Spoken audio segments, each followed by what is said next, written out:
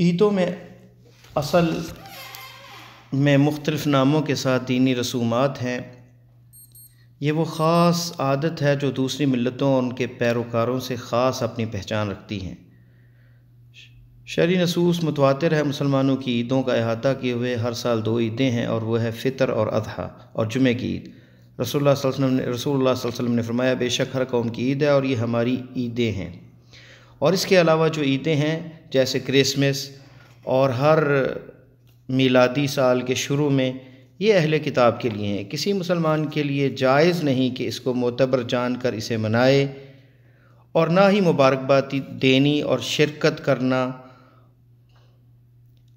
اور جائز نہیں ہے کہ انہیں تحفہ دینا یا اس کے متعلق چیزیں، لائٹس اور درخت بیچنا اور خاص کھانے، یہ سب منع ہے 2 وجہ سے۔ پہلی یہ کہ ان سے مشابہت ہے، اور دوسری یہ کہ ان کے کفر کا اقرار ہے، اور اسلام نے کفار میں مشابہت سے منع کیا ہے۔ اور دوسرا یہ کہ ان عیدوں میں اللہ کے دین میں نئی چیزوں کا اضافہ ہے۔ ابن قیم فرماتے ہیں، کفاروں کے تہوار کی مبارکبادی جو ان کے خاص ہیں حرام ہونے میں اتفاق ہے۔ انہیں ان کی مبارکبادی دیتے ہوئے کہے کہ تمہاری عید مبارک ہو یا تمہیں عید مبارک ہو یا اس جیسا، اسے کہنے والا اگر کفر سے بچ بھی جائے تو یہ بھی حرام ہے۔ اس کا مطلب یہ نہیں کہ بدسلوکی یا زیادتی کی جائے۔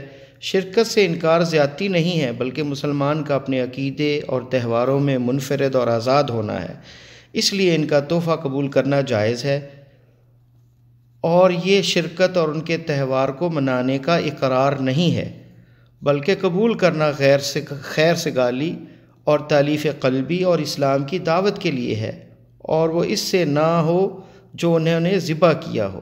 شیخ الاسلام ابن تیمیہ کہتے ہیں، اگرچہ ان سے تحفہ قبول کرنا ہم نے ذکر کیا علی رضی اللہ تعالیٰ عنہ سے کہ انہیں نیروز کو تحفہ دیا گیا نیروز کے موقع پر، اور انہوں نے قبول کیا، اور ابو برزہ سے منقول ہے کہ ان کے پاس مجوسی رہتے تھے، انہیں نیروز اور تہواروں پر تحفہ دیتے تو آپ کہتے گھر والوں کو جو پھل ہیں اسے لے لو، اور جس کے علاوہ ہو اسے واپس کر دو۔